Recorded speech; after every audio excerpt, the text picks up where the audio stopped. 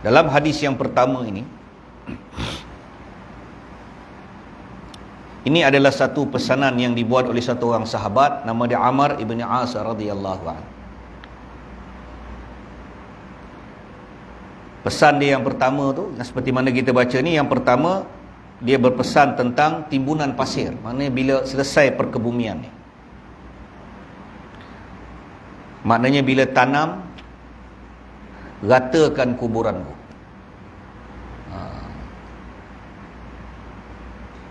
Kemudian berdiri seketika di sisi kuburan sampai aku merasa tenang, kata dia. Ada satu hadis di dalam kitab Muntakab berkenaan dengan wasiat satu orang sahabat agar orang yang menghadiri perkebumian ni, satu orang meninggal, orang hadir perkebumian, dia telah berpesan supaya berdiri seketika di kuburan, sekadar masa seekor unta disembelihkan dan dibahagi-bahagikan daging dia. Saya selalu 2-3 kali sebut hadis ni. Maknanya sekadar masa, berapa lama kita nak berdiri kat kubur ni. Maka para ulama ahlu sunnah wal jamaah dalam bab, semua ulama maklum, bila mati satu orang anak keturunan Adam, setelah kita sempurnakan, kita tajhizkan dia, kita mandikan dia, kita kafankan dia, semayangkan dia, kemudian kita bawa dia ke kuburan. Dan sudah pasti urusan tu adalah urusan perkebumian. Maka setelah kita sempurnakan perkebumian ni, maka apakah amalan yang kita nak kena buat?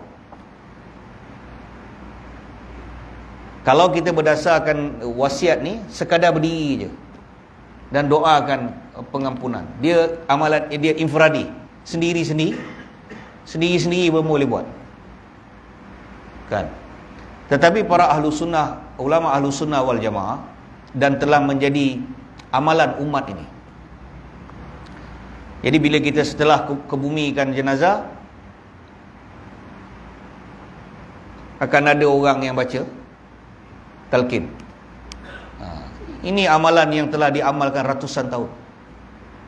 Bukan 1-2 tahun ni, bukan 20-30 tahun ni, ratusan tahun telah diamalkan amalan membaca talqin. Lepas baca talqin dalam 10, 15, 20 minit, kemudian disambung dengan amalan tahlil. Penghujung dia istighfar dan doa pengampunan bagi orang yang hadir, dan juga pengampunan bagi si mati. Jadi kalau kita kira masa tu, lebih kurang dekat 1 jam kot, hampir 1 jam daripada kita tanam tu, kita sempurnakan perkebumian dia, kita imam pun duduk bentang tikar, kita pun imam baca talqin, kita duduk sampai tahlil, kaifiat tahlil, kemudian doa sampai kita bangun, hampir 1 jam. Jadi mirip kepada hadis pesanan satu orang sahabat yang kata, berdirilah seketika di kuburanku sekadar masa seekor unta disembelih dan dibahagi-bahagikan daging dia. Jadi kita berdiri seketika. Itu sebab dalam hadis berkenaan dengan riwayat berkenaan dengan kita semayang jenazah, kemudian kita hantar jenazah ke kuburan, kita ada ganjaran 2 kirat. Hadis kirat ni hadis masyhur. Dia hadis riwayat Abu Hurairah radhiyallahu an. Sayyidina Abu Hurairah radhiyallahu an, satu ketika dia telah baca hadis ni, dan hadis berkenaan dengan Nabi beritahu dengan Abu Hurairah tentang kirat ni.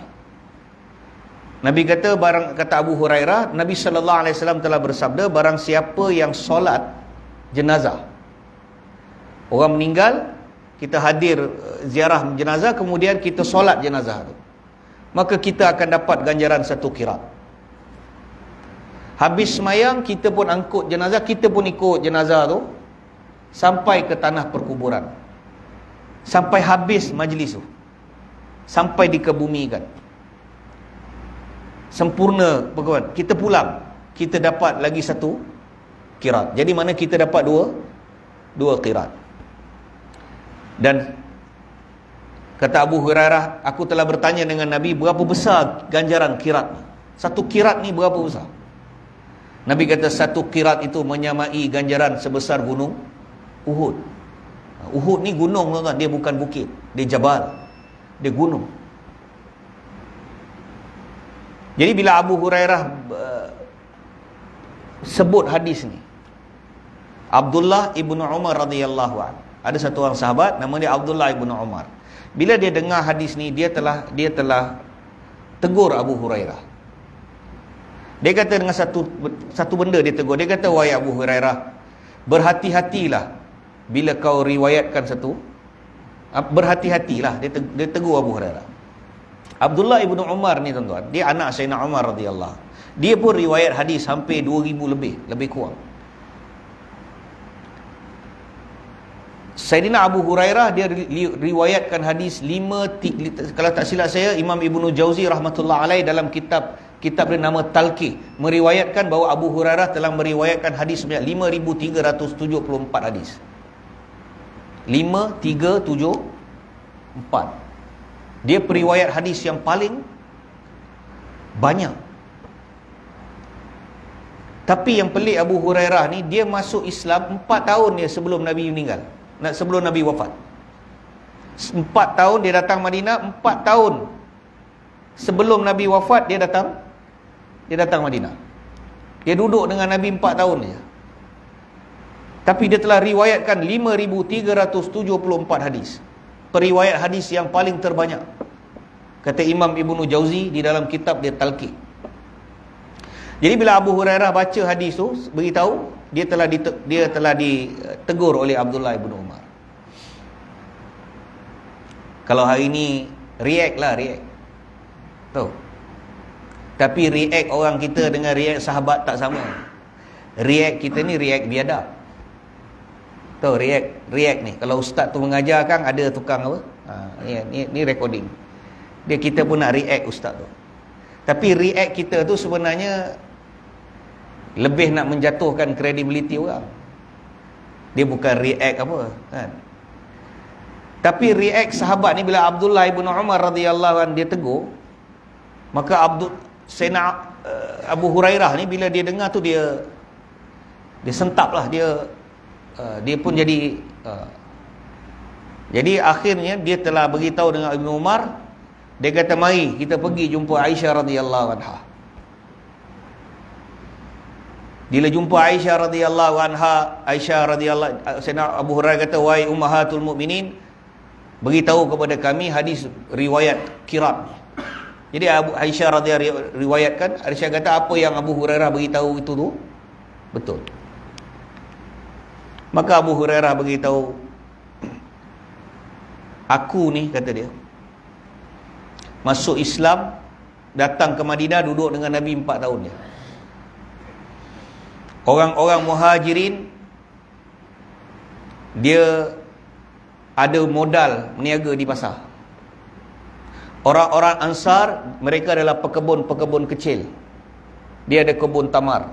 Tetapi aku, Abu Hurairah, duit pun tak ada, tanah sekangkang kera pun tak ada, apa pun tak ada. Memang hidup miskin melarat, tak ada apa. Sehingga tempat nak tinggal pun tak ada.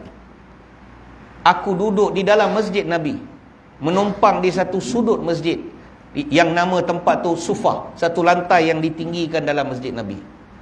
Aku duduk dekat situ, numpang dalam masjid Nabi. Tak ada apa nak makan. Aku makan apa yang Nabi bagi makan. Nabi telah letak syarat kepadaku, kata Abu Hurairah. Nak duduk nak duduk kat Sufah, nak duduk masjid ni boleh.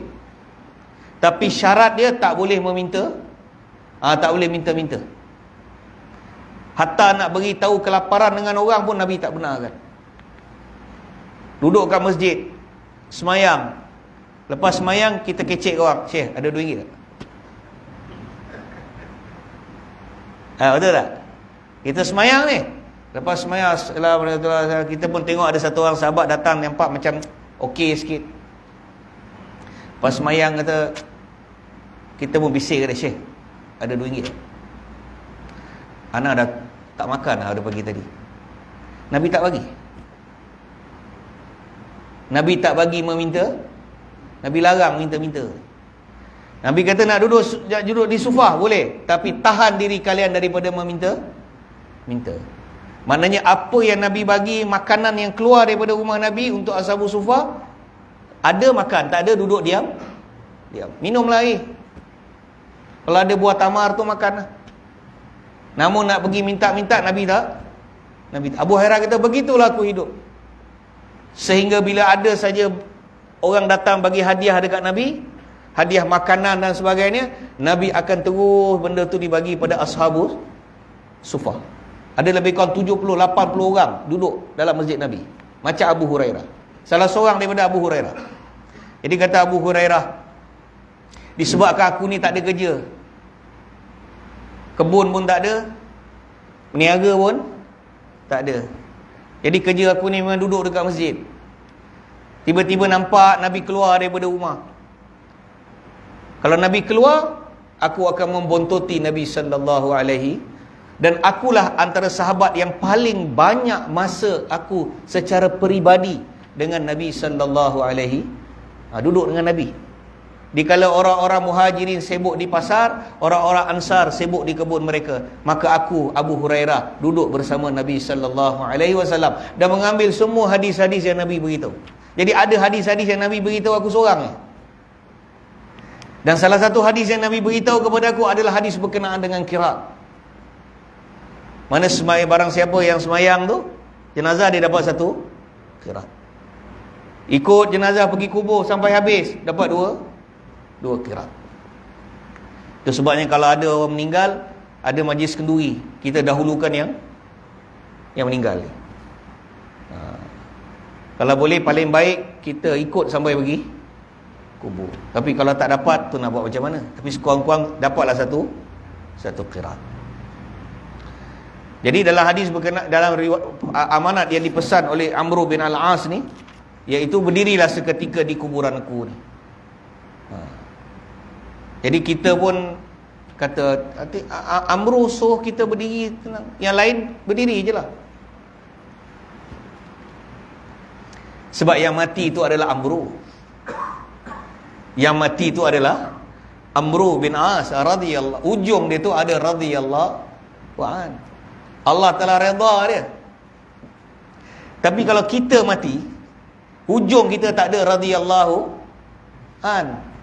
Tak ada tuan. Hebat macam mana kita pun, hujung nama kita tak ada radhiyallahu an tu tak ada. Jadi kita memerlukan pertolongan dan kita perlukan doa orang-orang yang hidup ke atas diri kita. Kita perlukan orang atas kubur tu. Yang orang datang, orang doakan untuk kita. Kita perlu tuan-tuan. Walaupun amal kita sebanyak 70 para Nabi, kita tak boleh nak samakan diri kita macam sahabat. Sahabat macam tu, kita pun masih tak boleh. Sebab darjat sahabat mengatasi darjat kita. Kita tak boleh samakan Amr bin Al-As pesan buat macam ni. Jadi maknanya ulama silam yang ada sebelum ni salah lah. Bila dia datang ajar kita baca talqin, ajar kita buat tahlil, maknanya dia dia salah lah tu. Sebab dia tak jumpa hadis ni. Patut lepas tanam berdiri je.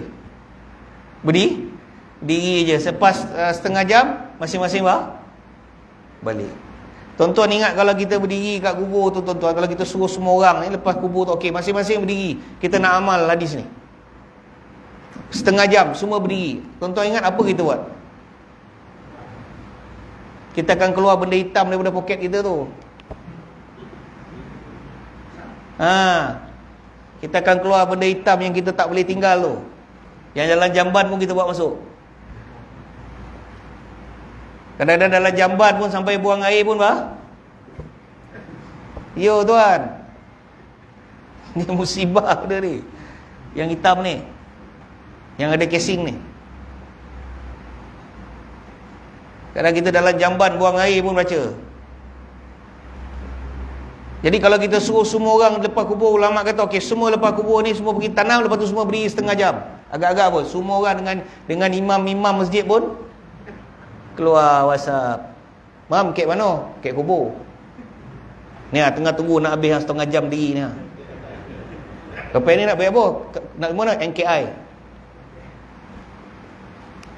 Betul tak tuan-tuan? Kita akan keluarkan benda hitam tu sebab kita tak boleh, tak ada benda hitam tu sekarang. Tak boleh ada masa lapang. Kita tak boleh rasa kita semua ayah, mak, kadang kita berlaku kat semua, berlaku kat ustaz pun. Bukan tuan-tuan ya, berlaku di kalangan orang ahli agama pun. Berkumpul anak beranak. Ramai ni. Tapi semua dengan bapak yang ngafun, omak yang ngafun. Yang seorang baca pasca banjir. Yang anak pula tengah tengok Okasha Senros. Dia masing-masing dengan haluan. Jadi benda tu akan menyebabkan kita apa? Maka para ulama telah susun benda ni sebelum datang dunia telefon bimbit ni. Apa benda nak buat? Jadi wallahi demi Allah, husnuzan dengan ulama silam ni. Husnuzan, sangka baik dengan dia. Jangan kita kadang yalah, kita mengaji sikit lebih, lepas tu kita nak pergi konfront dia. Kita dah jadi golongan muda pula. Kita nak pergi konfront dia. Maka apa saja dia buat semua salah. Pasti ada benda bila dia suruh kita kena ada husnuzan, sangka baik dengan dia. Seperti mana kita hari ini sebagai orang Islam, kita bermazhab. Imam kita adalah Imam Asy-Syafi'i. Kita pegang Imam Syafi'i rahmatullah alaih. Kita tak jumpa Imam Syafi'i rahmatullah alaih. Kita mengaji pun daripada ustaz-ustaz yang kita mengaji selama ni pun, kalau sanad itu akhirnya pergi kepada Imam Syafi'i rahmatullah, ulama Syafi'iyah. Tapi dalam kita mengaji ni, kita bersangka baik, kita husnuzan. Memang kita bertaklid, tapi taklid kita tu bukan dengan orang sebarangan. Orang yang level dia mujtahid. Bukan level kita. Dan tidak akan ada lagi orang mujtahid ni. Kerana zaman periwayatan sudah pun berakhir. Tak adalah. Kalau ada satu orang sehebat Imam Syafi'i pun, dia tak boleh jadi macam Imam Syafi'i. Sebab zaman periwayatan sudah berakhir. Jadi kita husnuzan. Kita taklid dia, kita bersangka baik dengan dia. Begitu juga ulama-ulama silam kita, yang bawa amalan bacaan tahlil, bawa talqin, kita husnuzan dengan dia. Kemudian hadis yang senada diriwayatkan oleh Ibnu Mubarak.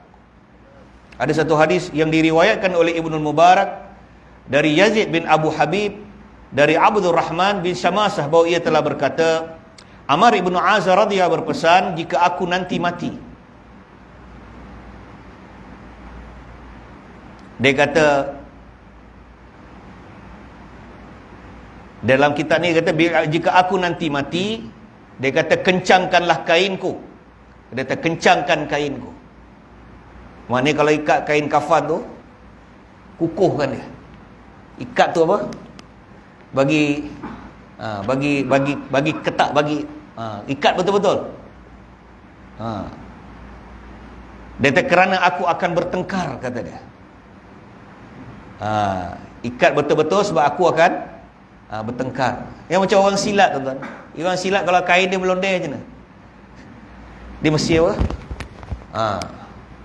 Ikat, kukuhkan kain kafan itu. Kerana aku akan bertengkar, kata dia.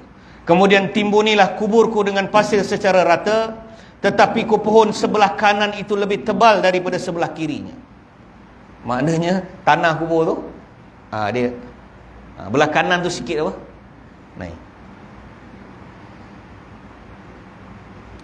Kemudian dia kata, janganlah kalian memasang nisan yang baik yang terbuat daripada papan maupun daripada batu pada kuburanku. Maka jika kalian melihat kuburku, duduklah beberapa saat, supaya aku merasa senang melihat kalian. Jadi dalam bab riwayat yang dikeluarkan dalam hadis berkenaan Amar ibnu As ni, kalau kita baca zahir kisah ni, Salah satu dia sebut berkenaan dengan nisan tu. Dia kata jangan kalian memasang nisan yang baik. Maksudnya janganlah lebihan.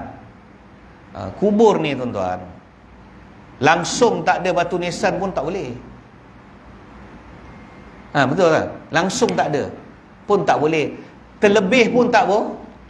Tak digalak, ulama tidak menggalakkan. Maka dibimbang jadi pembaziran. Terlampau sangat belanja kat kubur tu. Pasal apa Haji buat macam ni? Bapak mentua saya ni. Ni kubur bapak mentua saya. Belanja sampai berpuluh-puluh ribu pergi buat batu nisan. Itu dah jadi membazir. Sekadar kita buat, kata para ulama, sekadar kita buat tu, sekadar benda tu dapat kekal. Dan kita tahu benda tu kuburan. Nisan yang kita letak tu pun sekadar kita boleh baca lah.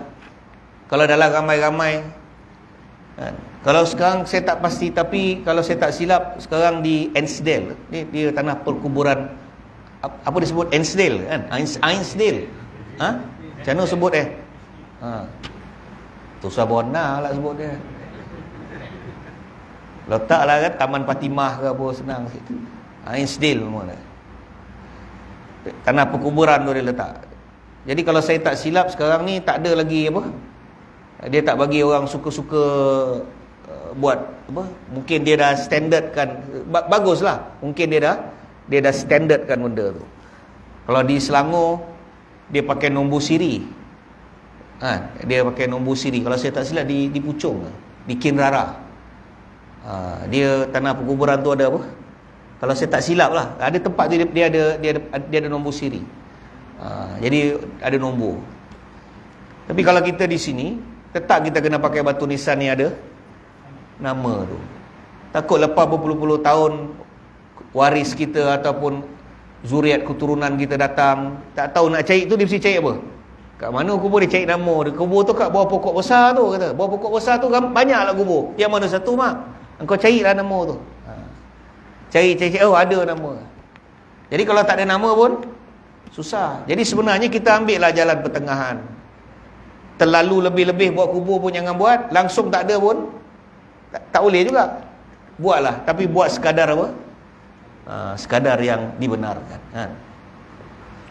Jadi kata dia, dan jika kalian melihat kuburku, mana dah sempurna kuburan itu, duduklah seketika beberapa saat supaya aku merasa tenang melihat kalian. Jadi maknanya duduk sekejap. Duduklah, kalau kita faham duduk tu, duduklah. Tapi duduk tu kata para ulama, duduk buatlah sesuatu.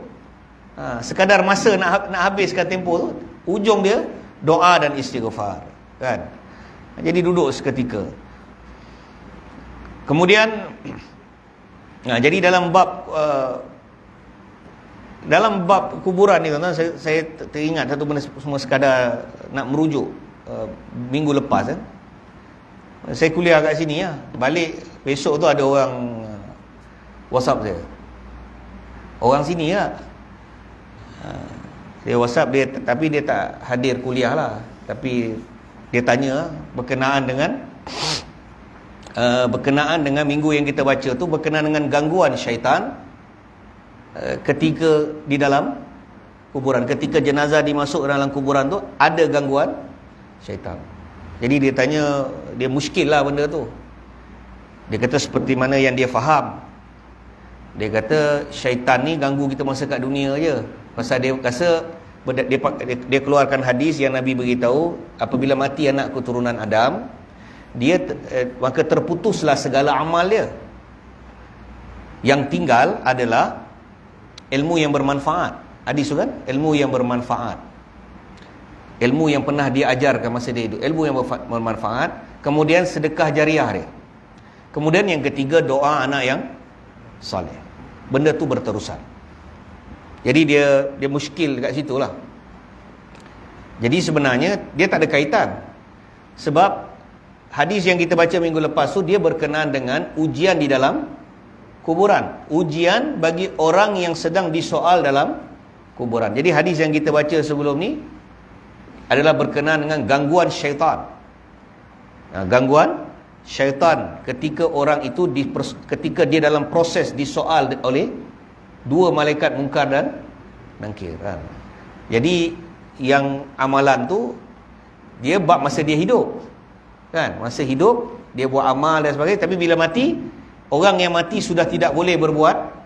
Dia tak boleh baca Quran, dia tak boleh zikir, dia tak boleh semayang, dia tak boleh bagi salam, dia tak boleh bersedekah, dia tak boleh baca tasbih. Apa pun amal dia dah tak boleh buat.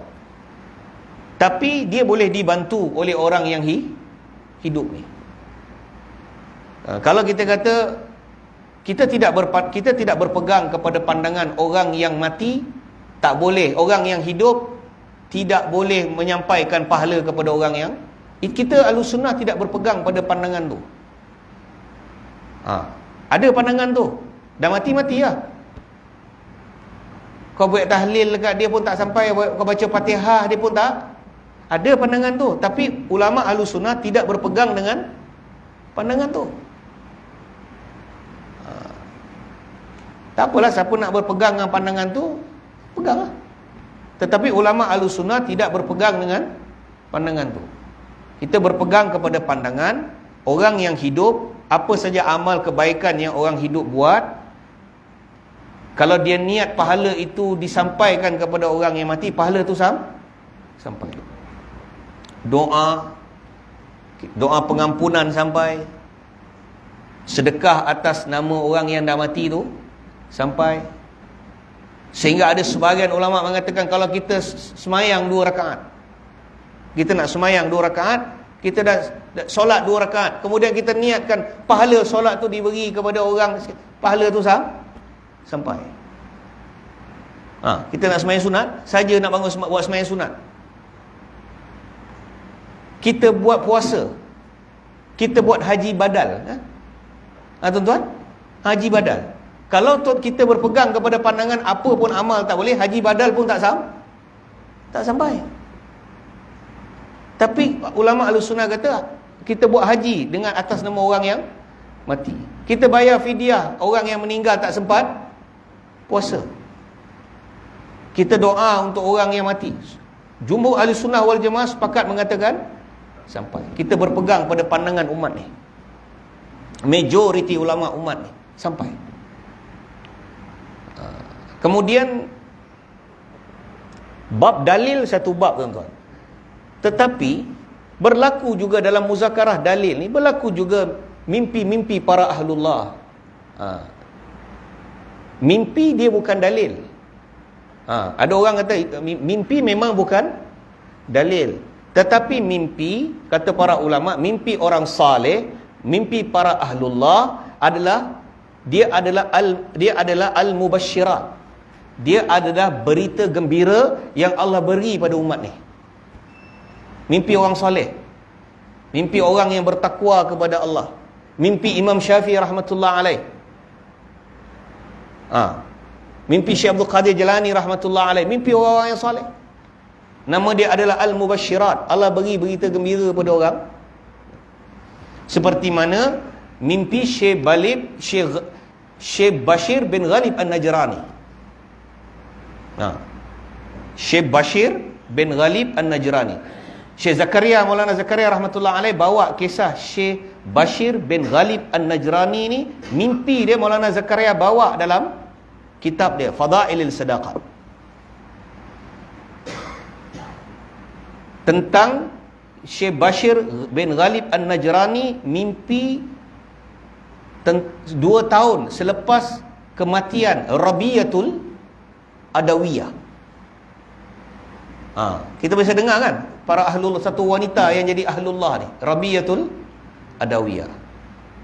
Jadi Syekh Bashir bin Ghalib An-Najrani ni dia beritahu, dia kata selepas Rabiyatul Adawiyah meninggal dunia, selama 2 tahun aku tidak pernah meninggalkan. Setiap kali aku berdoa, aku tidak pernah meninggalkan doa untuk Rabiyatul Adawiyah. Cuma saya tak tahu, tak pasti, tak disebut dalam kitab tu. Mungkin saya rasa mungkin Syekh Bashir bin Ghalib An-Najrani ni, mungkin dia mengambil nasihat agama daripada Rabi'atul, mungkin dia hidup zaman Rabi'ah, mungkin dia pernah bertemu Rabi'atul Adawiyah, dan mungkin dia mengambil nasihat agama daripada Rabi'atul Adawiyah.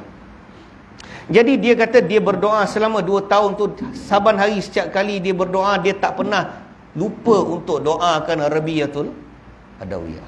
Dia sama macam kita lah tuan-tuan. Kita mengaji dengan satu ustaz, daripada tak tahu baca Quran, buta Quran, ustaz ni sungguh-sungguh ajar kita baca Quran sampai kita boleh baca Quran. Walaupun kita kena lempang, kena itu, bengap lah kau ni kan, benak betul, walaupun dia susah gitu.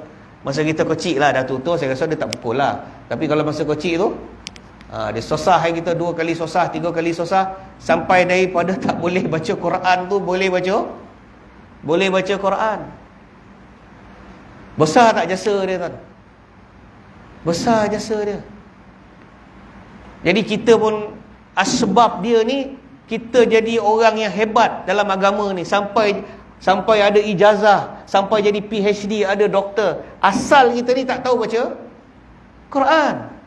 Tak ada kita lahir-lahir kat dunia terus ada PhD. Kita lahir-lahir ni kosong. Jadi ustaz yang ajar kita alif atas A, alif bawah I, alif depan U tu, berapa besar jasa dia. Itu kalau jumpa tu kena salam cium tangan tu. Jadi Syekh Bashir sama macam kita, kalau kita pun doa lah untuk dia. Kadang-kadang kita teringat dia, kita apa? Kita doakan untuk dia. Jadi Syekh Bashir bin Ghalib An-Najrani kata, selama 2 tahun aku tidak pernah meninggalkan doa untuk Rabi'atul Adawiyah. Sehinggalah berlalu 2 tahun, kata dia. Sehingga kata dia, pada suatu malam di dalam tiduranku aku telah bermimpi, aku telah didatangi oleh Rabi'atul Adawiyah. Maknanya dia pernah tengoklah Rabi'atul Adawiyah, sebab dia kenal Rabi'atul Adawiyah. Jadi dia kata aku telah didatangi oleh Rabi'atul Adawiyah dalam tiduranku. Ini dah masuk bab pertemuan roh orang yang hidup dengan orang yang mati. Aku telah kemudian Rabi'atul Adawiyah telah berkata kepadaku.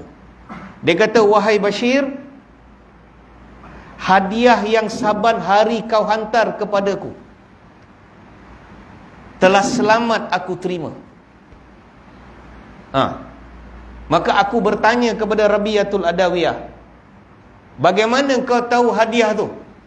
Dia kata, wahai Bashir, hadiah itu dihantar kepada kami di dalam sebuah talam yang diperbuat daripada nur dan ditutup dengan kain daripada sutera. Macam mana kita nak terang ni?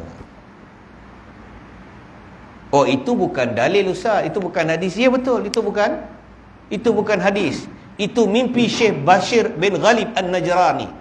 Anta Syekh Bashir? Kita punya level Syekh Bashir ke? Anta tidur malam tak ada wuduk. Kita jaga-jaga wuduk pun kalau dah terkentut memang malas memang confirm malas ambil.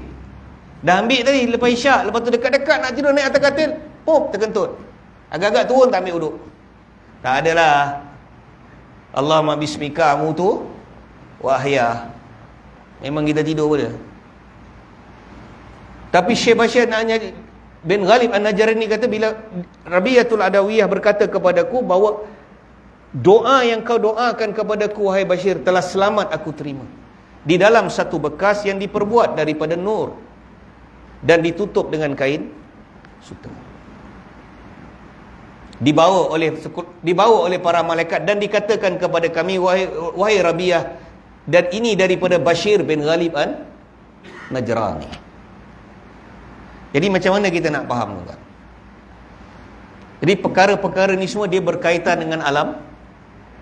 Dalam dalil disebut macam ni. Dia tak sebut bab mimpi syekh, tapi berlaku pada mimpi orang-orang yang saleh. Allah bagi al-mubasyirat, satu berita gembira. Allah tunjuk sikit dekat Bashir. Kalau kita pun nak tuan-tuan, ulama kata pun boleh. Boleh kita dapat benda tu. Macam mana? Pakai amalan yang Hasan Al-Basri rahmatullah alaih ajar kepada satu perempuan yang kematian anak dara dia tu. Yang dia teringin nak tengok anak perempuan dia. Kisah tu, saya tak tahu sini dah baca belum. Datang satu orang perempuan yang mati anak perempuan dia, anak dara dia. Bila dah mati, teringin nak tengok anak dara dia. Tak tahu macam mana keadaan dia. Maka datang jumpa Hasan Al-Basri. Maka Hasan Al-Basri merasa kesian dengan perempuan ni. Hasan pun ajarlah perempuan ni satu amal. Kata Hasan, wahai wanita, selepas solat isyak, sebelum engkau tidur, solatlah sunat 4 rakaat. Hasan tak sebut 4 rakaat 1 salam ke, 2 rakaat 2 rakaat ke, maknanya terpulanglah. Tapi Hasan sebut solat sunat 4 rakaat. Yang pertama, baca suratul Fatihah dengan Alhaakumut Takatsur. Rakaat yang kedua, Al-Fatihah, Alhaakumut Takatsur. Rakaat yang ketiga, Al-Fatihah, Alhaakumut Takatsur. Rakaat yang keempat, Al-Fatihah, Alhaakumut Takatsur. Ini apa yang Hasan Al-Basri rahmatullah alaih beritahu. Imam Ibnu Qayyim dalam kitab dia Ar-Ruh, dia bawa kisah ni juga. Tak ada dalam kitab dia. 4 rakaat kita semayang, terpulanglah. Kalau nak buat 2-2 pun boleh. Sekali jalan 4 1 salam pun boleh. Tapi Fatihah Alhaakumut Takatsur, Fatihah Alhaakumut Takatsur, Fatihah Alhaakumut Takatsur, Fatihah Alhaakumut Takatsur. Dengan niat apa Ustaz? Niat solat hajat. Apa hajat kita? Ya Allah, aku teringin nak tengok sekian-sekian arwah ni. Contoh, kita ada arwah mak kita, arwah bapa kita, arwah isteri kita. Kadang bertahun-tahun dah meninggal, tak mimpi. Bertahun dah rumah kita meninggal. Contoh dah bertahun dah, 10 tahun meninggal lah. Tak mimpi lah. Tak jumpa. Cuba malam tu nak bagi mimpi, tengok-tengok gambar pun tidur malam tak mimpi. Malam ambil baju orang rumah yang lama, baju kurung, tengok belik-belik pun tak mimpi. Pasal apa ni? Marah kat aku ke? Oh, aku dah kahwin lain rupa. Marah benar lah tu. Tak mimpi. Tapi kalau kita nak tahu bagaimana keadaan dia, kata Hasan Al-Basri, buat 4 rakaat ni. Sebenarnya tuan-tuan, kita kena buat ni tuan-tuan, untuk kita tahu bagaimana keadaan. Kita saja-saja nak pergi tak boleh. Melainkan kita dibawa pergi, tapi kita tak nak mati. Nampak? Tapi kita tak nak mati dulu. Tapi kita nak ambil tahu bagaimana. Contoh, kata para ulama, contoh kita nak tahu macam mana keadaan arwah bapa kita. Dah puluh tahun bapa kita meninggal, tak tahu keadaan dia. Tahlil buat, Yasin buat, tapi tak tahu keadaan dia. Akhirnya kita membuat malam tu, sekali buat, 2 kali. Tapi kisah Hasan Al-Basri ni, perempuan tu sekali Hasan ajar dia. Dia balik, dia buat. Bila dia buat, malam tu Allah bagi dia cash malam tu. Transaction dia tu cash, tunai, bukan cek. Dia buat malam tu juga Allah bagi dia. Akhirnya dia bertemu, melihat anak perempuan dia. Anak perempuan dia datang menghadap mak dia dalam keadaan berantai leher dia.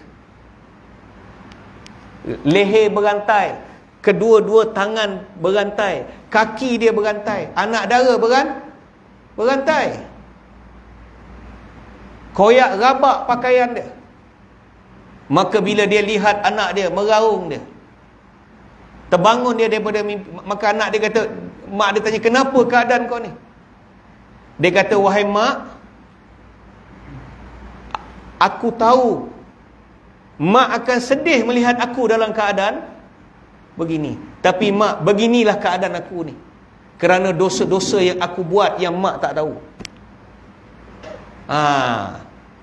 Dosa-dosa yang dia buat, Omak tak tahu. Ya, anak kita kan. Yang lelaki pun sama. Kadang-kadang depan kita macam Syekh Abdul Qadir Jilani. Baik anak imam, anak ustaz, sama je kan. Depan kita dia macam Syekh Abdul Qadir Jalani. Depan mak dia macam Syekh Junaid Baghdadi. Depan kawan ada benda yang dia buat yang kita tak tahu. Anak dia kata, wahai ibu, wahai mak, beginilah keadaan aku. Mak dia kata, kenapa jadi ini? Disebabkan dosa-dosa yang aku lakukan. Aku mati dalam keadaan aku tidak sempat bertaubat. Dan ini adalah benda yang mak tak tahu. Akhirnya mak dia terbangun daripada mimpi tu, menangis sepanjang malam. Pagi-pagi tunggu depan surau, depan masjid, cari Hasan al-Basri. Bila Hasan masuk je, dia nampak Hasan. Bila depan Hasan, dia terus meraung. Hasan al-Basri rahmatullah alaih, bila perempuan ni meraung, Hasan al-Basri cakap apa? Hasan al-Basri kata, aku merasa kasihan dengan perempuan ni. Sebenarnya aku tak nak ajar benda tu kat dia. Nampak? Sebenarnya aku tak nak ajar semayang tu kat dia. Sebab aku tahu kalau aku ajar benda, dia akan jadi macam ni. Dia nak sangat tengok. Tapi kalau dia tengok tu, benda tu benda yang baik, benda tu menggembirakan. Tapi kalau dia tengok tu menyayat hati dia, dia akan jadi macam ni. Meraung perempuan tu. Akhirnya Hasan tak jawab. Hasan merasa kasihan dekat dia. Hasan kata, kemudian aku pulang ke rumah. Aku balik, kata Hasan. Aku balik, kata Hasan, kerana aku merasa kasihan kepada perempuan ni. Dia kata, selang beberapa lama, selang beberapa masa, satu malam, kata Hasan, di dalam tiduranku, mimpi Syed Hasan al-Basri. Takkan kita nak kata Hasan al-Basri punya mimpi tak boleh pakai. Anak murid Sayyidina Ali radhiyallahu, kata Hasan al-Basri rahmatullah alaih, pada suatu malam di dalam tiduranku, aku telah bermimpi, aku telah dibawa di satu tempat yang mirip seperti syurga, kata dia. Dan aku merasakan memang tempat itu adalah satu taman daripada taman-taman syurga. Kemudian kata Hasan, sedang aku menikmati taman tu, tak ada orang. Aku sedang menikmati satu tempat yang tidak pernah aku melihat, satu tempat yang secantik tu. Sedang aku menikmati tempat tu, tiba-tiba keluar satu anak dara. Keluar satu budak perempuan anak dara, memakai pakaian jubah yang diperbuat daripada sutera yang berwarna hijau. Cantik paras rupa dia, memakai mahkota di atas kepala dia. Tiba-tiba perempuan ni memanggilku. Dia kata, wahai Hasan. Maka terperanjat Hasan al-Basri. Aku terperanjat. Dia kenal aku. Dia kata, wahai Hasan. Hasan kata, kau ni siapa? Apakah kau mengenali aku? Maka perempuan dia kata, wahai Hasan, aku mengenali kau, tapi engkau tidak mengenali aku. Hasan kata, kau ni siapa? Dia kata, wahai Hasan, aku adalah anak perempuan kepada wanita yang datang bertemu denganmu, bertanya tentang anak dia. Akulah anak dia. Jadi dia tanya, wahai wanita, wahai anak dara ni, wahai wanita, kenapa keadaan kau macam ni? Sedangkan riwayat yang mak kau katakan kepadaku berbeza dengan apa yang aku. Sedang mak cakap, keadaan kau ni datang dalam keadaan berantai leher, berantai tangan, berantai kaki, koyak rabak pakaian kau. Akhirnya dia kata, wahai Hasan, benar ibuku. Apa yang mak aku cakap pada mimpi yang pertama tu itulah aku. Tapi Hasan kata, bagaimana keadaan kau berbeza begini? Dia kata, wahai Hasan, setelah ibuku bermimpi melihat aku pun merasa sedih melihat keadaan mak aku ni. Sebab dia telah melihat keadaan kita ni, tuan-tuan. Kadang-kadang dalam hidup ni ada benda yang bila kita susah, kita tak nak mak kita tahu. Betul tak, tuan-tuan? Kadang-kadang kita hidup susah, ada benda tu kita tak nak mak ayah kita tahu. Kita dah lah sedih, susah, tiba-tiba mak ayah kita dapat tahu, lagi susah apa? Kita tak nak dia sedih. Mak kalau tahu keadaan kita ni tengah makan nasi ikan masin ni, habis kita ni. Kita kahwin, ada bini, tengah susah. Mak kata, macam mana hidup kau? Alhamdulillah, mak. Semua cukup tak? Cukup, mak. Tapi rumah tengah bulan duit dah habis, masak sup getola. Ada benda kita tak nak kongsi dengan mak kita. Tapi kata dia, bila aku telah lihat keadaan itu wahai Hasan, aku pun jadi sedih. Kerana mak aku telah melihat keadaan aku ni. Tetapi setelah mak aku balik ni, saban hari mak aku apa? Menangisi aku. Dan mak aku senantiasa mendoakan aku. Sehingga pada suatu hari wahai Hasan, telah lalu satu orang laki-laki yang saleh. Lalu di tepi kuburan kami, yang mana di kuburan itu terdapat 560 jenazah yang sedang diazab. Di kawasan kubur kami ni ada 560 jenazah yang sedang diazab. Dia telah lalu di kuburanku wahai Hasan. Kemudian dia telah berhenti di sisi kuburanku. Dan kemudian dia membacakan selawat sebanyak 3 kali. Tuan-tuan, dia membacakan selawat sebanyak 3 kali. Dan kemudian dia hadiahkan bacaan selawat itu kepada seluruh penghuni kuburan. Kemudian telah keluar satu suara supaya memberhentikan seluruh pengazaban, disebabkan selawat yang dibaca oleh orang yang soleh ini. Kita tak tahu tuan-tuan, mungkin doa mak dia tu yang sungguh-sungguh tu Allah datangkan orang soleh ni. Itu sebab kita perlu, kalau dengan Nabi, kita perlu syafaat Nabi kepada orang-orang yang soleh. Kita perlu doa, mereka. Itu sebab saya kata kena husnuzan dengan ulama-ulama ni. Kita perlu doa mereka.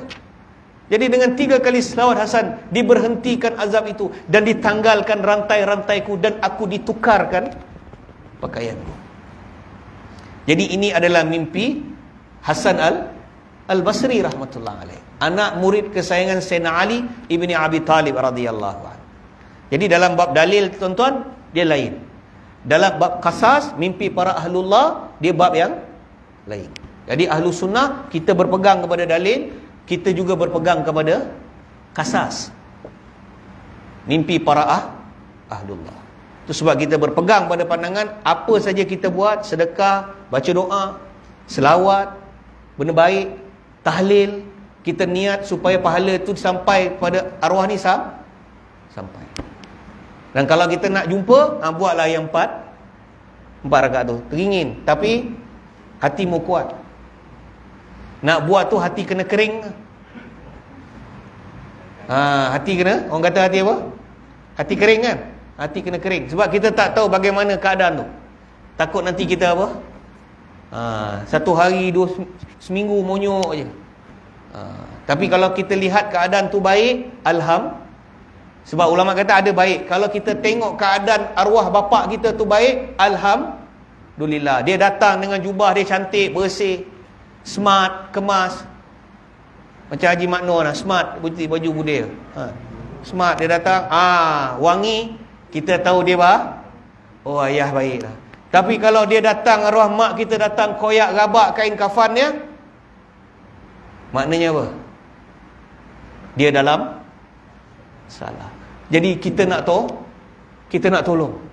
Mungkin kita nak buat tahlil, panggil orang surau desa Izura 40 orang buat baca Yasin, masak biryani, bagi orang dengan niat pahala tu diberi pada. Tuan-tuan nampak tak tuan-tuan hikmah dia? Jadi atas masuk itulah tuan-tuan, insya-Allah saya pun berhenti takat ni dulu. Mudah-mudahan Allah SWT bagi kita taufik lah tuan-tuan. Jadi kita berhenti takat ni dulu.